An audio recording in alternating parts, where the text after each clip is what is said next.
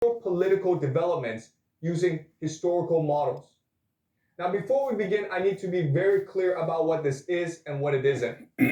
This is a class on intellectual speculation, on theoretical frameworks, on asking, does this model explain historical patterns better than other models? This is not a class where I'm telling you this is the truth. We're trying to figure out theories. We're trying to play with ideas. There is no absolute truth here. So take everything I say with a grain of salt.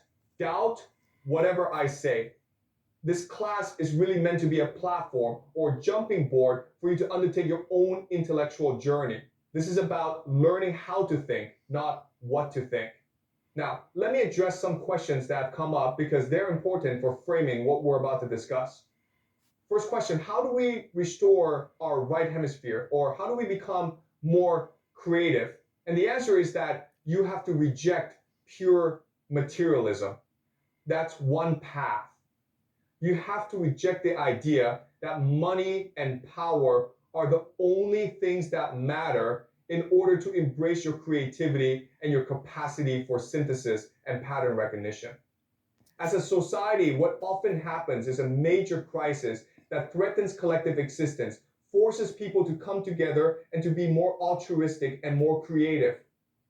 On an individual level, if you want to activate this capacity, you can fall in love and have children, or you could choose to volunteer, help other people, be kind and generous to other people. These experiences activate different ways of seeing the world. Second question about psychedelics and altered states. I myself do not partake in psychedelics because I don't feel I need to. I read extensively, I practice what I consider an examined life, and therefore I don't feel as though I need chemical assistance to break out of purely materialistic thinking. I'm already connected to larger questions and patterns, but I understand others find different paths useful. Third question, could you make a video on how to understand history without bias? And the response is, first of all, it's impossible to be completely unbiased. We're all subjective. We all have perspectives shaped by our experiences and cultures.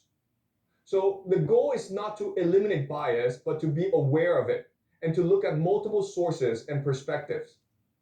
The problem is that often we don't have documentation, or we have documentation from only one source.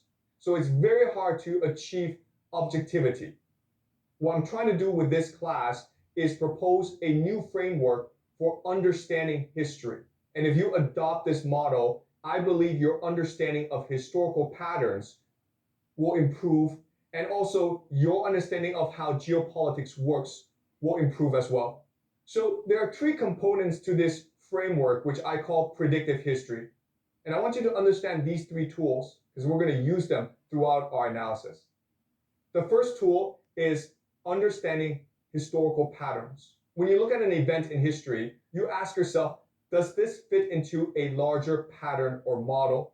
If it does, it's probably following predictable dynamics. If it doesn't, then there's something unusual happening that requires explanation. The second tool is game theory. And the idea of game theory is to understand that all historical actors are motivated by their interests or worldview. So when you're looking at different historical actors, you try to figure out what their best strategy is given their constraints and goals. What are they trying to achieve, and what moves make sense from their perspective? The third tool is the idea of religious or ideological eschatology. What this means is that all cultures, all movements have a certain worldview, a certain vision of how history should develop. You can often find this worldview within their sacred texts or founding documents. For example, the Bible or the Quran or the Communist Manifesto or the American Constitution. And these texts will give you insight into how they perceive history, but also how they want history to eventually develop. So you can understand the strategies moving forward based on their stated goals and beliefs. So we will look at these three tools and we will adapt them for our historical understanding. Keep these in mind as we move forward. Now, another question came up, and this is really interesting. The question was, most of the great figures across history were not from any single ethnic group. The dominance of certain groups in various industries is a relatively recent phenomenon tied to specific historical periods.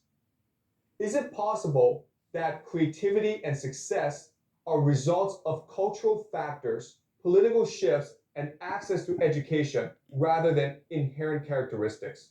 This is a really good criticism, and there is truth to that. Being positioned in a certain way economically or politically is not enough. You also need to have cultural elements that encourage certain behaviors like literacy, debate, questioning, authority, entrepreneurship. And this brings up an important point. When we talk about groups succeeding in history, we're not talking about biology or inherent superiority. We're talking about cultural practices that happen to be advantageous in certain historical contexts. Culture can change, circumstances can change. What works in one era may not work in another. Maintaining the authentic tradition because they had preserved texts and practices during the exile. But when they arrived, they found that people had been living in the region all along. These local populations considered themselves Israelites too. They had maintained their identity in their own way, adapted to circumstances, married into neighboring groups, practiced religion with local variations. So you had conflict between returnees who claimed authenticity and locals who claimed continuity. This is described in the biblical books of Ezra and Nehemiah. Now, these two books are really important for understanding the development of Jewish identity in the Second Temple period. Ezra and Nehemiah show this provides economic resilience and maintains community bonds. The final key step is establishing shared historical memory through public reading of texts. When the seventh month came, all the people gathered together into the square. They told the scribe Ezra to bring the book of the law of Moses. Accordingly, Ezra brought the law before the assembly, both men and women, and all who could hear language and imagery. The return to Zion, the rebuilding of Jerusalem. These are both religious concepts and in having a stable military partner in the Middle East. Cultural and ideological affinity between democracies. But American interests are complex. America also has relationships with Arab states, oil producers, military partners. So American policy tries to balance supporting Israel while maintaining other regional relationships. From Israel's perspective, relying on American support is both advantageous and constraining. America provides military aid, diplomatic backing, security guarantees.